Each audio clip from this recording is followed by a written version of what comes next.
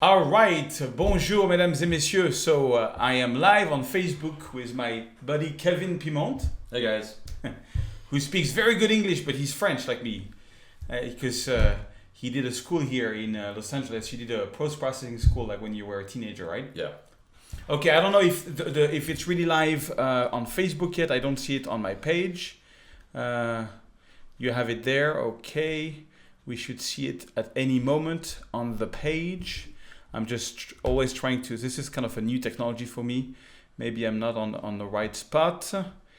And so what we're going to be doing is we're going to stream this from Facebook. I'm going to try to do this like once a week, Friday at noon at Los Angeles time, which is 3 o'clock Eastern time, 9 o'clock in France. For now, it's going to be like this, and sometimes with Kelvin, sometimes with other people in my studio, and we're going to talk about different things. You guys have to just sort of connect and say something.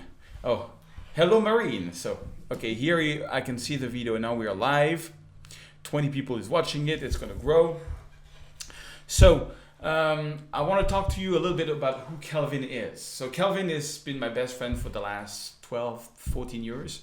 Something like this. We worked together in Paris when I had a web agency and he was doing the design for the web agency. And so we always had this idea of working together. So now we are working together. He's actually doing all the marketing for Serge. He's the one that designed my website. He's the one that does all the newsletters that you guys are getting. He is the one. So I'm happy to have you, Kelvin. Thank you. So yeah, we worked together in a web agency for a few years, and we've always wanted to work together. And about 10 years ago, we went on vacation, and I've been doing retouching for a long time, too long. And we went on vacation, and I was showing him how sometimes when you take a photo, there's hidden information. You take a photo of a blown out sky, and it's like, well, it's kind of boring. And I'm like, well, you can always use some post processing and kind of salvage the photo.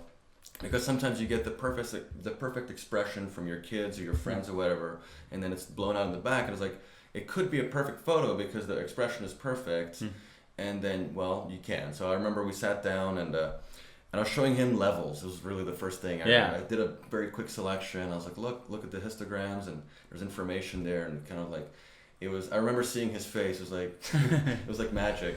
Yeah, and it's a true story because we were together in the holidays in Guadeloupe when we did this, and I always tell, like, when people ask me how did I start in photography, I said I started because I always wanted to express myself as an artist. But that day, when he showed me that on Photoshop, it just, like, I realized by your explanation that one software and one camera, you could create any imagery, and I was blown away. And I came back and bought all the books I could find on photography, and that's literally how I started 12 years ago. It was 11 or 12 years, 2004, I think. So it's like 12 years ago, and thanks to him. So thank you, my friend. All right. Le bien. Anyway, so that was fun. I remember that we came back, and over the years, I've been doing designing more than retouching, and then a few years ago, we decided to go into business together, and it was more and more retouching. And you went to Lightroom, which I never really went into. Right. And you actually kind of introduced Lightroom to me. Right. Years after, and anyway. Yeah, because he is my Photoshop guru. He's been using Photoshop since he's 35 for 20 years. Since the age of 15, you started what version? 2.5, I believe. It was right before we had layers. So there was no layers in Photoshop when you started? There was no layers, and we did, any manipulation was really between channel mixing, but it was manual. It's not like now you have effects for channel mixing and so on. Back then it was really, you had like the clone stamp tool, which was pretty magical. And you use the clone stamp tool from one channel to another. The monitors back then were not like they are today, so you had to color correct using histograms exclusively because I was doing this for print. So we had image setters and film and so on, so everything was, I had to read images based on histograms. So that's a totally different learning process. And anyway, so... Yeah, so whenever I have a Photoshop question, that's who I go to. He actually made a few training. We have some people coming up. Oh, Michel Jourdain. Bonjour, Michel. Bonjour, Michel. Ah. I remember Michel from from Paris. And we have lab color settings in Photoshop using, yes. The answer is yes, for very specific reasons. So lab color, for those who don't know, is a special type of mode. You have RGB, you have CMYK, you have grayscale, you have lab. Lab is lightness and A and B, it's 3 channels. It has the largest color gamut, meaning it has more colors than RGB. What's useful about lab is that you can, in a color photo, address the colors or the contrast and lightness without affecting one another. Meaning if I want a little more sharpness, but I do not want to touch the colors at all, go into lab mode, go to the lightness channel, do your little retouching, and then come back to RGB. There's some limitations because a lot of effects only work in RGB or CMYK, but there's use for lab. Okay, cool. And we have also Corinne Le Prince. Hello from Toulouse. Bonjour Corentin. Corentin Le Prince, sorry. I have troubles reading. And so we have a few questions that people were asking already before that I want to take up, which we can answer together. The first one is from Virg, who says, how do you organize your Lightroom collection? One catalog per event, like a trip to Paris, or a different collection with one catalog? Is there an advantage to one or the other? So my workflow is very simple. I have one huge catalog that has 140,000 photos in it. It's got everything in it. But whenever I go on a trip, like I'm going to Switzerland, and if you're in Switzerland, come and say hello. I'm going to Switzerland for a couple of weeks. What I do is I create a catalog for that trip. And so, I do my retouching on the go, and then I re-import that catalog. Now, usually what I do it is, I'm lazy, I even do it on my SSD, on this MacBook Pro. When I'm out, I retouch the photo, I just create a catalog that's gonna be for the 500, 1,000 image. And so the advantage is when I re-import all this into my main catalog, all the retouching that I did over the 2-3 years period is there intact. How do you work with Lightroom catalogs? Well, unfortunately, I don't take as many photos as you, and I don't go on as many trips, but I do very similarly. I wish I was a little more organized, and I try to emulate what you do because I am not quite as organized as you. And the downside of that is obviously you spend a lot of time looking for it. But yes, what I do is as soon as I import, I do it usually on a daily basis if I'm out shooting. And when you import it, you catalog everything. And you can assign keywords. I love the keywords. I try to use that as much as I can. How many keywords do you usually put on when you import a photo? Not that many. It's for me. The keywords are for me. It's not for somebody else. Right. So if I'm gonna go to the Alps, like when we went to l'Hôtel Bruxelles or whatever that was, I will say Hôtel Bruxelles or the Alps or ski, and that's enough for me because it's me. It's for me to look and find them. It's not. This is not for a search engine or something. Yeah. So 1 or 2, maybe 3 tops. That's enough. Yeah, and like. People that don't know Lightroom often ask me, why do you use Lightroom instead of Bridge and Photoshop? Well, the main reason is the catalog. I got 140,000 photos, and with Command F, I can type a keyword, and usually if I'm well organized, and I'm pretty well organized, in less than 30 seconds, I can find a photo shoot of a hotel that I did 7 years ago, like that. Impossible to do is like going through the Finder or where was it, and so keywording. And it's funny because the keywording in Lightroom takes into account the folder name, the file name, and the keyword that you put. So it's, if you don't even put a keyword, if you just properly rename your photos, right there, you're already doing some good work. Also, Bridge versus Lightroom. I used to use Bridge a lot, and Bridge is an older program. It's much bigger, it's much slower, it's not as streamlined. The Lightroom catalog is much more recent in development, and it's so fast. I mean, like you're never loading, waiting, and so on. It's very quick, and I don't know, the previews, it's very... Yeah, because with the Lightroom catalog, what's happening is that it creates a preview once and for all. In Bridge, it does a preview every time you click on a folder. So that's why it's very slow. Right. All right, so we have another question from Thomas Sober Photo, who says, what is your preferred lens?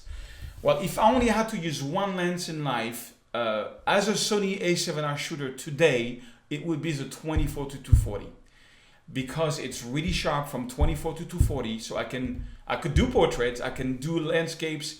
That is the one I use the most now. When I was a Canon shooter, it was a 1740. But now that I'm a Sony 7R, it's 24-70. I know you do more portraits. What's your favorite lens? I really like the 85-1.4, but that's just for portraits. And I know, it's very specific. Yeah, that's great. If I had to just pick one for the rest of my life, it'd probably be the nifty 50. Just because I can shoot anything with that. I know it's not. I mean, I'm limiting myself, but yeah. Okay, cool. We have a question from Richard for Kelvin. Oh, I don't see it here. Oh, you have to. Okay. What is your favorite noise reduction technique in Photoshop? Mine involve using the blend if slider, but would be interested in Kelvin's favorite technique. Okay. Noise reduction. There's many that have kind of evolved over the time. Back 15 years ago, I used to use dust and scratches, which is a filter. It can get a little strong. You can use the blend if with in accumulation with dust and scratches. I honestly now I'm a little lazier. I would say I go into Camera Raw. I make whatever I have. I turn it into a smart object. I go into Camera Raw, and the engine for noise reduction in Camera Raw is so amazing. And like Lightroom. It's Lightroom. Yeah, it's the Lightroom. same noise reduction engine. Yeah. It's Camera Raw in Photoshop, and you can use masking. If you're not unfamiliar with the noise reduction in Camera Raw or Lightroom, it's extremely very strong. So that is my preferred method for noise reduction. Cool. So we had one more question for Martin Quintero. Do you print photos? Yes, I do print photos. And in fact, I wanted to show you a print that I just did. There it is. Ooh. So this is a metal print. I don't know if you can see it. You can see the shine. Yeah, it's okay. So this was done by you can put it down.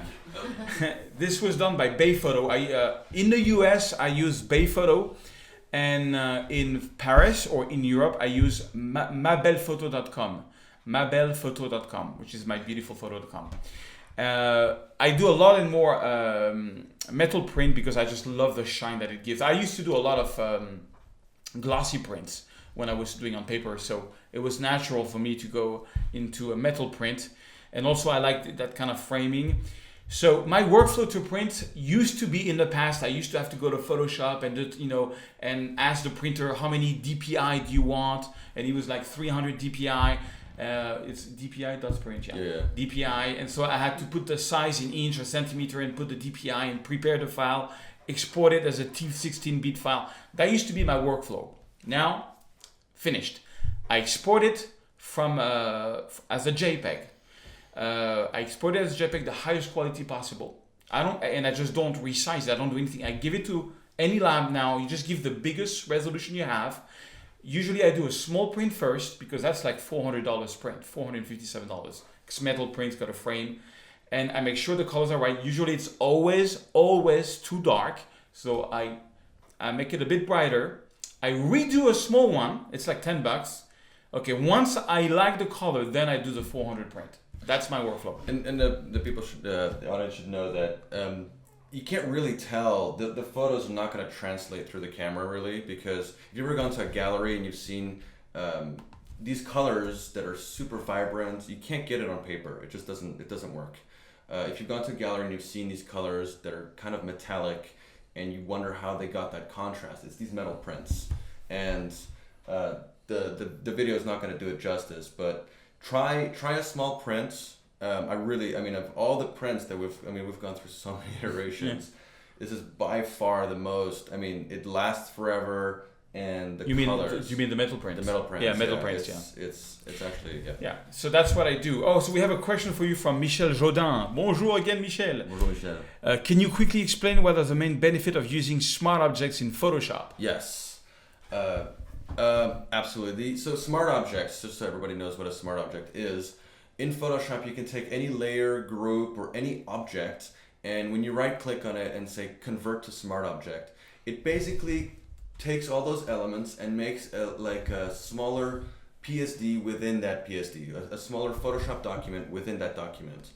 And that seems like it's just an organizational tool, but it's much more important than that. Let's say I go to, I have a layer, and it's a paysage, a landscape, and I want to add a lens flare. All right. If I go to lens flare in the filters and I put it in there, that lens flare is going to be baked in, meaning I've altered the pixels of that layer. And if I say, oh, you know what, the lens flare needs to be to the right, or it's too strong, too light, it's too late. I've now baked it in. However, with a smart object, if I do lens flare, it adds it as a addition to the smart object. And you'll see it right below, it says smart filter or something. And it says, lens flare. And then I can double click on that, on the layers. And then suddenly I'm back to where it was. If I want to delete it, I can. If I want to manipulate it, move it, change it, anything. So the smart object basically protects and makes everything 100% non-destructive. Good. All right. That's another one, I guess, for you. Because so from Pascalidis, bonjour. Bonjour, Serge and Kelvin. Which is the easiest method to dodge and burn portraits, and how I can achieve the best available result? What's your thought on that? Me? Yeah. I mean, you're the dodge and burn expert, but no, I know, but how do you dodge and burn these days? It's like brushes in Lightroom or brushes in Photoshop? I always end up in Photoshop, just because in the end I'm always gonna. It's just I love starting in Lightroom and where I do all the color and everything like that, and then I end up bringing it as a smart object. Specifically with portraits, I will use either the dodge and burn tool directly. I try to do everything non-destructive, which means I will create a new layer of 50% gray on top, and I will burn and dodge using screen. And you put it in overlay mode? In overlay mode. Overlay mode, okay. That's one method. But I also, even if I'm in Photoshop, I will convert to smart object, go into Camera Raw, and use brushes to Really? Oh, absolutely. Yeah, I used to do that. I used to go into Photoshop and do the overlay 50% gray, but I find that if you use a brush in Lightroom with a very 100% flow, but density very low, like 50%, so it's subtle as your brush, you get very decent result. I mean, but I'm not a professional portrait retoucher. I'm sure professional portrait retouchers, they all go into Photoshop, right? But I think so. I do actually have a full episode on my YouTube channel that it's how to dodge and burn portraits, specifically, if you're interested. And talking about that, Kelvin's he started a YouTube channel like me a while back. He's already got like 25,000 or more subscriber, right? Something like that, yeah. And he's got like some video went really like viral. Like for example, he did a video on how to make a logo, because you have to know this guy is an expert in logos. He's done logos for very international brands, some that we cannot mention for contract reasons, but huge logos you see every day.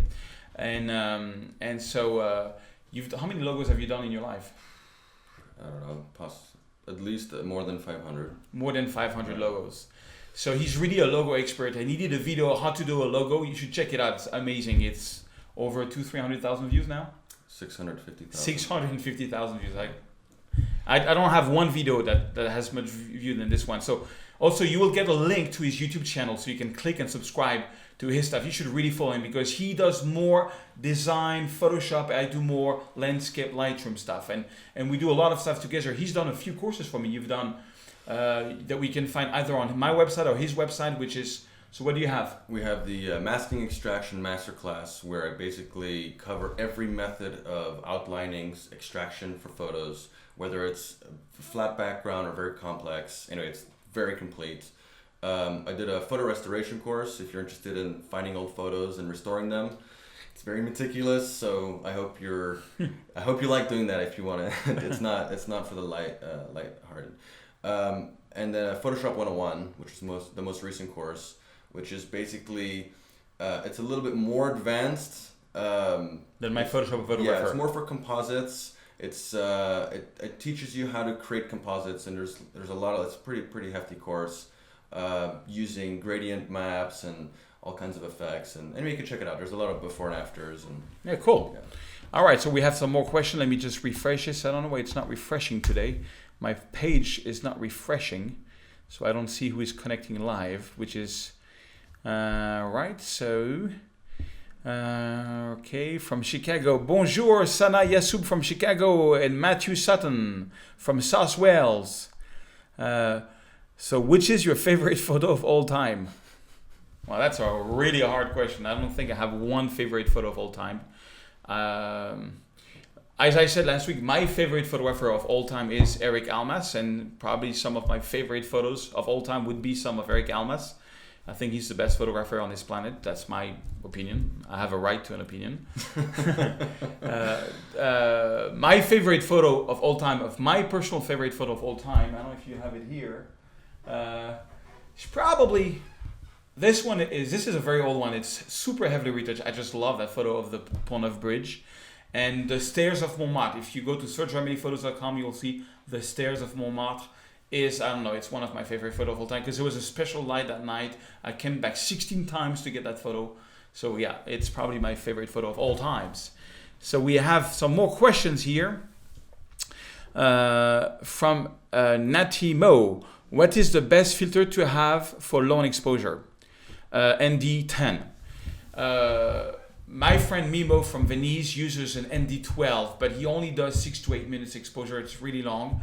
I actually have two filters. The ND400, which I use only for when there is sunset times, when I just want to get a few extra more seconds.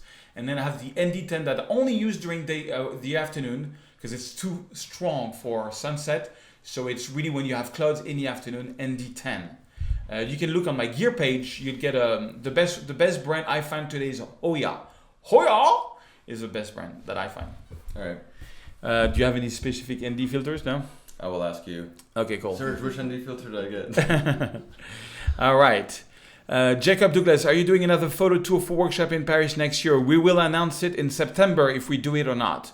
Yeah, and we probably will do one. Last year we did 2 weeks. It was too rough for me because it was like 2 weeks back to back. So this time I'm only going to do 1 week.